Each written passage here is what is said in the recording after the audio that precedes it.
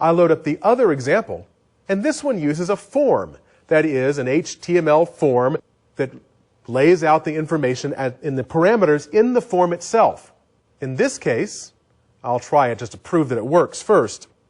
I'll enter a product ID, say 12, submit the form, and we get the same results back as we did before, encoded in XML. Let me back up to the previous page and show you the source for this page. I'll right-click, choose View Source, and we should see the source for the page loaded in Notepad. What do we have? Well, the important part of the page is this form element here. And in this form element, you'll find the action attribute, which tells you where to go when the user submits the page. And the place we go is, probably not a surprise, it is going to be our web service.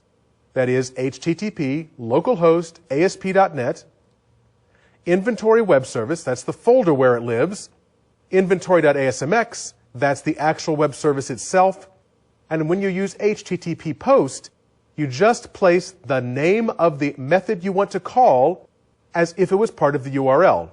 You don't encode the parameters here. The request does that for you. HTTP post does that for you. It encodes the parameters in the URL that it calls.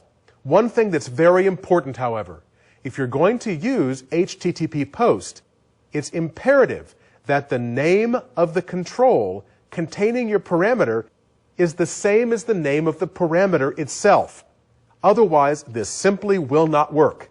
You must make sure that you set that name attribute to match the parameter you're attempting to send.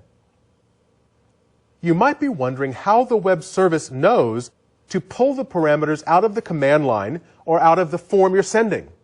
There's no magic here. This is all wrapped up in the WSDL, the WSDL file associated with the web service. It has a section which tells it, for HTTP post, to pull the information out of the form, and for HTTP GET, to pull it out of the URL you send. It's not often you'll need to use a web service in this fashion, that is, using a form-based scenario or a URL-based with HTTP GET, because in either case, you're limited to parameters you can send via HTML. Often you'll need more control, and that will require writing a different kind of client, that is, using SOAP directly. So there's a number of ways you could create a SOAP client. You could write all the code yourself. The SOAP Toolkit 2.0 from Microsoft makes this a lot easier, however. Using this toolkit, you can use any COM-enabled host application, including VB6 or Office or whatever. If you do it all by hand, it's a lot of effort, and it means really studying how the SOAP specification works. You don't want to do that. So you could use the SOAP Toolkit 2.0 from Microsoft to solve that problem. But .NET makes it all a lot easier. .NET handles all the plumbing for you between the SOAP specification and your client applications. All you have to do is set a reference to the service from any machine, and you're all set. Setting a web reference is just like setting a reference to a local assembly. You've done this already if you've created a new .NET project, because .NET projects always have references to at least a few local assemblies. You'll need some way to indicate what the service is and what it can do, and that's what the web reference does for you. Now, how do you find a service? UDDI makes it possible to do that. UDDI is a common standard provided by Microsoft, IBM, and other companies that provides like a yellow pages of web services out there available to you for you to consume in your applications. The WSDL lets you know what the service can do. That WSDL file contains information about how to parse parameters and what information the web service needs to do its job. All this is part of the web reference.